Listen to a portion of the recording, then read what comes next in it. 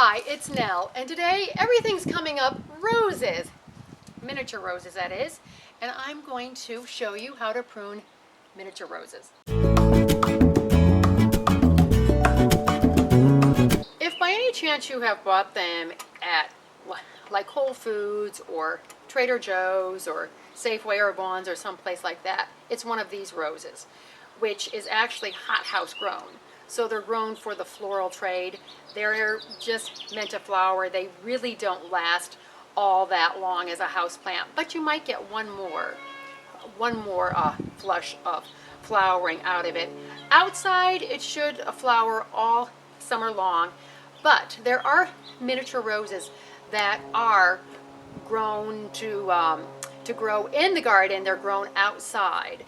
So I'm going to talk about those more, but you prune the ones that are hothouse grown and the ones that grow outdoors the same way. So if you have tried to keep any of this type alive indoors and it hasn't kept growing, it hasn't stayed alive, it's not your fault. So what you want to do is you want to go and trim out some of this thick inner growth in here. And see, here's an odd one here. I'm going to cut that right there. I've got my floral nips, and you trim off all this foliage here. I don't like that, so I want this node. This is a node here, and that's a node, and you want the nodes to face out. You want the new growth to go out and not in toward the middle, because roses need air circulation. Take off a few of these here. I think I'll take off that. I'll see how I like that as it grows, because I don't want to take off all the foliage. The ones in the garden will be bushier, so we can just go around and kind of open up. Here's one that's really awkward here. Do the cut at an angle here. Ooh. That's cleaned up there. Okay, that looks a little better. And for your rows in the garden, any canes that cross over you want to take out. Again, if there's a lot of growth in the middle, you might want to kind of thin that off. But I'm going to show you how to prune off the dead blossoms, and you don't need to go down too far. Let's see, I'm trying to see what's going on here. I'm going to start here.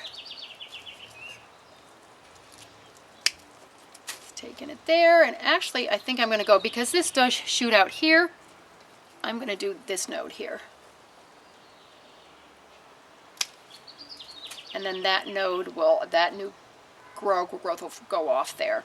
And that's all you want to take them down during the growing season. That is just fine. In the winter or your spring, depending on where you are, I'm in Santa Barbara, California, so we prune our roses.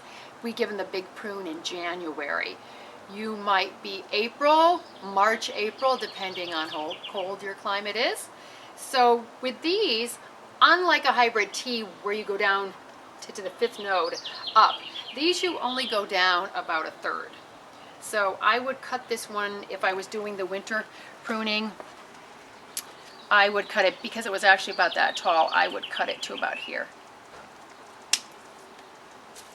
And you just do that all the way around. You might want to do it a little lower on the outside and leave a few of the canes in the middle taller, just so it doesn't grow like that. It's got more of like a rounded form to it. And you take out any dead canes, and again, you also take out any that cross over, or you take out any of the awkward ones.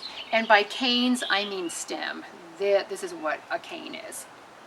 In the rose world, it's a term for a stem. So these roses are tougher and easier than you might think they are. Now, in the garden, they're actually sort of hard to prune, because some of them only grow a foot to maybe like 2 feet.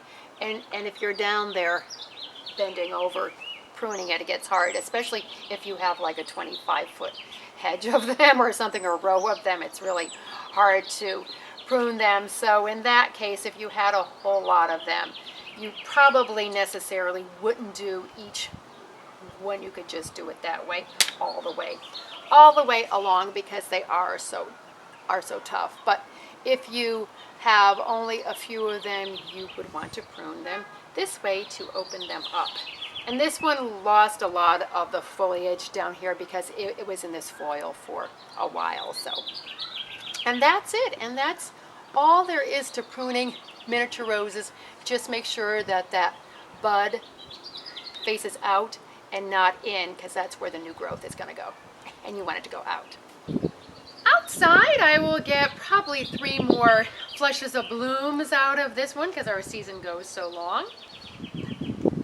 I hope that you have found this video helpful, and please subscribe because we have a lot more videos coming your way. So let's get out in the garden and make the world a more beautiful place.